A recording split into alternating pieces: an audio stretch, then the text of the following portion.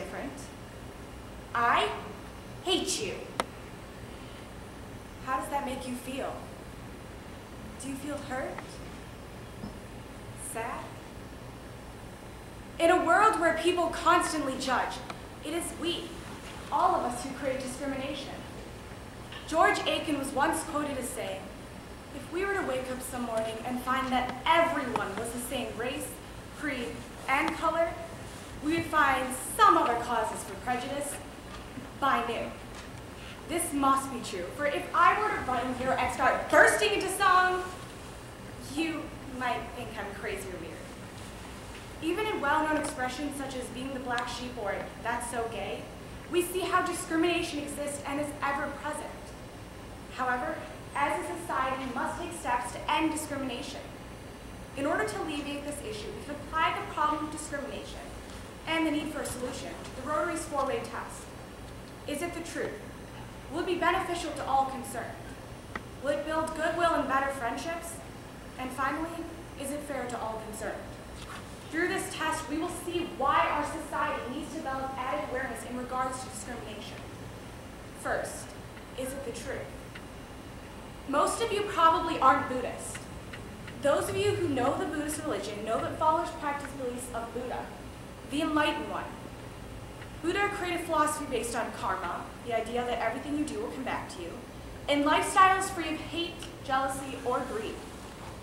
I myself am a Buddhist and have felt the ridicule of being the black sheep. At a school basketball game, among the cheers, I heard my name called by a fellow student. I spun to meet his eyes and was met by him screaming, "Buddha!" and laughing. Laughing as if my own religion was a joke. I felt humiliated for being made fun of. But what was odd was that this boy knew absolutely nothing about Buddhism.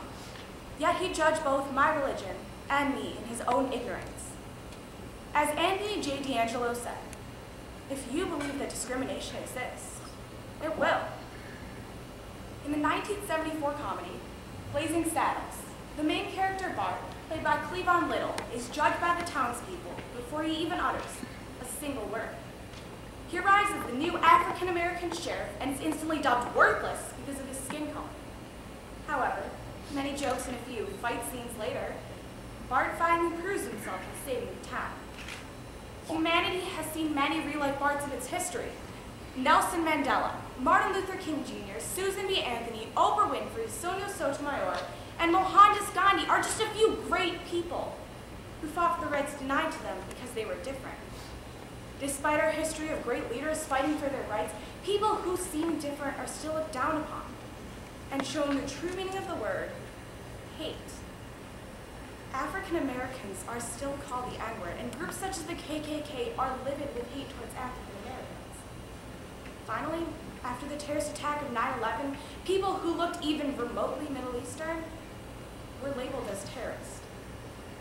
Next, will be beneficial to all concerned. In another moment of my life, I was ridiculed for having dark skin. I was sitting with my friends and the topic of terrorists came up. One of my own friends turned to me and asked if I was a terrorist because I was Asian and had dark skin.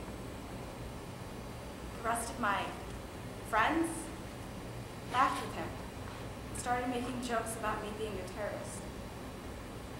My neck and cheeks turned warm with anger and embarrassment, and my eyes threatened to burst with tears.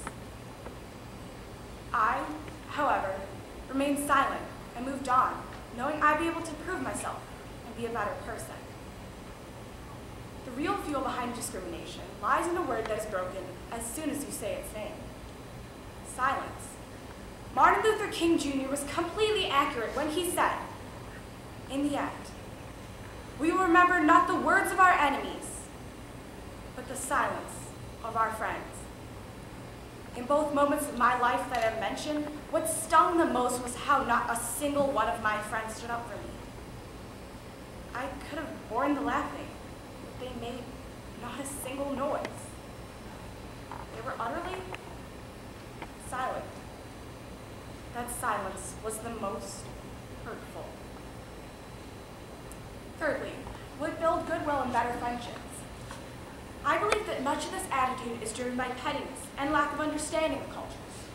This makes it easier for one group to believe that the other group does not share the same human values and therefore dehumanizes them.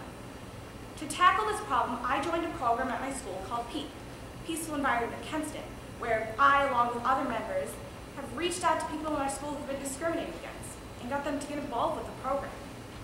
Through these newly acquired friendships, we can stand up against discrimination, whether it is encouraging minorities to take a stand or members of the majority joining the effort to stop discrimination. It must be done or nothing will ever change.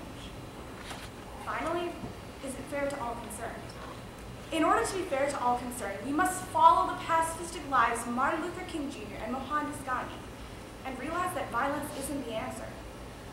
Nelson Mandela best represented a solution with these words: if there are dreams about a beautiful South Africa, there are also roads that lead to their goal. Two roads could be named goodness and forgiveness. Goodness is a lot easier than forgiveness. Trust me. For me, that's the hardest thing to do. To forgive. To let go of the pain. But I also know that if I don't let go, I'll be just as bad as the bigots and bullies got carrying that hate. Through the Rotary's four-way test, we have dismantled the problem of discrimination to its roots. Now, it is up to you to remove the seeds of hatred in our world today. As Mohandas Gandhi once said, you must be the change you wish to see in the world. I know I can change by speaking up for someone who needs that small salvation of kindness, or simply by letting go of hate.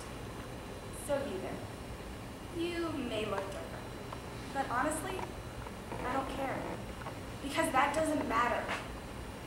What matters is who you truly are, inside, beneath the surface.